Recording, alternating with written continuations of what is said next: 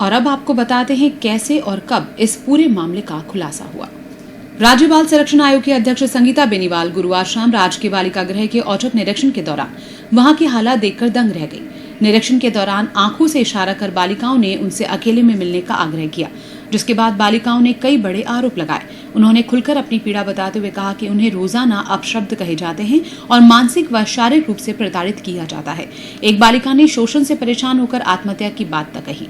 ऐसे में बेनीवाल ने मामले को गंभीरता से लेते हुए बाल अधिकारिता विभाग की आयुक्त डॉक्टर वीना प्रधान से बातचीत कर पूरा मामला बताया। इसके बाद अधीक्षक आसमा परिजादा को निलंबित कर दिया गया है और केयर टेकर को हटा दिया गया। मैं प्रत्येक जिले में भी दौरे कर रही हूँ, तो जोधपुर में जब मैं गई तो वहाँ पे बड़ी बच्चियाँ भी काफ़ी सारी हैं, 15 से 17 साल की एज की। तो जैसे ही मेरा वहाँ पहुँचना हुआ, मैं औचक निरीक्षण पे गई बिना किसी सूचना के। 2 से 3 दिन पूर्व मैंने सूचित किया था कलेक्टर ऑफिस और अखबार के माध्यम से कि मैं आ रही हूँ। दिन भर वो लोग पता करते रहे कि मैं आ रही हूँ कि नहीं। उस दिन मैं नहीं जा करके उसके 2 से 3 दिन बाद अचानक पहुँची और बच्चियाँ सारी एक साथ एक रूम में इकट्ठी हो गई और बच्चों से सबसे मैंने हालचाल पूछे, खाने का पूछा। फिर 2-3 बच्चियाँ आंखों से मुझे कुछ इशारे कर रही थी। एक बच्ची ने साइड में जाके मुझे हाथ से रुकने का इशारा किया, तो मैंने तुरंत प्रभाव से मेरे साथ अधीक्षक और केयर टेकर थे, उनको मैंने बाहर भेजा और बच्चियों से मैंने अकेले में बात की। तो बड़ी बड़ी बच्चियां 12 से 13 उसी कमरे में रुकी, छोटी बच्चियों को हमने बाहर भेजा। बड़ी बच्चियों ने मुझे बताया कि किस तरह से उनके साथ यहाँ पे अधीक्षक और केयर टेकर व्यवहार करते हैं। वो सुनकर बड़ा ही पैरों के नीचे से ज़मीन खिसक गई कह सकते हैं।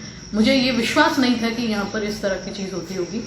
और जिस तरह से बच्चों ने बताया कि महीने के जब मासिक आते हैं तो बच्चों को सैनिटरी नैपकिन्स उपलब्ध नहीं करवाना, बहुत तकलीफ और बहुत अभद्र भाषा का यूज़ करके कि तुम अपने घर वालों की नहीं हो सकी, क्योंकि कई बच्चियाँ ऐसी हैं कि जो प्रेम में पढ़कर यहाँ आई हैं, तो हमारी क्या हो पाऊंगी, इस तरह की बच्चियों को। तो बच्चियों ने कहा कि मैडम हम तो वैसे ही परेशान हैं और हमको ये लोग इस तरह से परेशान करते हैं।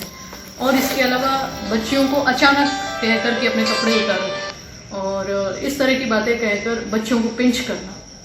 तो बच्चियाँ इतनी मजबूर हो गई कि कुछ बच्चियों ने मुझे कहा मैडम इच्छा होती है फांसी पर लटक जाए।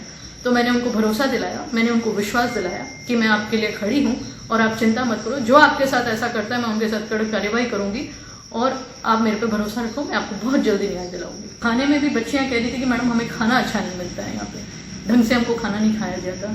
और अगर बीच में कभी शाम के समय हमें भूख लग जाती है, दिन के खाने में और रात के खाने के बीच अंतराल में, तो भी हमको बहुत कुछ सुनाया जाता है। और अगर हम चुपचाप से रसोई से कोई रोटी भी ले आते हैं खाने के लिए चुपचाप से, तो हमको उस दिन खाना नहीं मिलता है और बहुत सुनाया जाता है।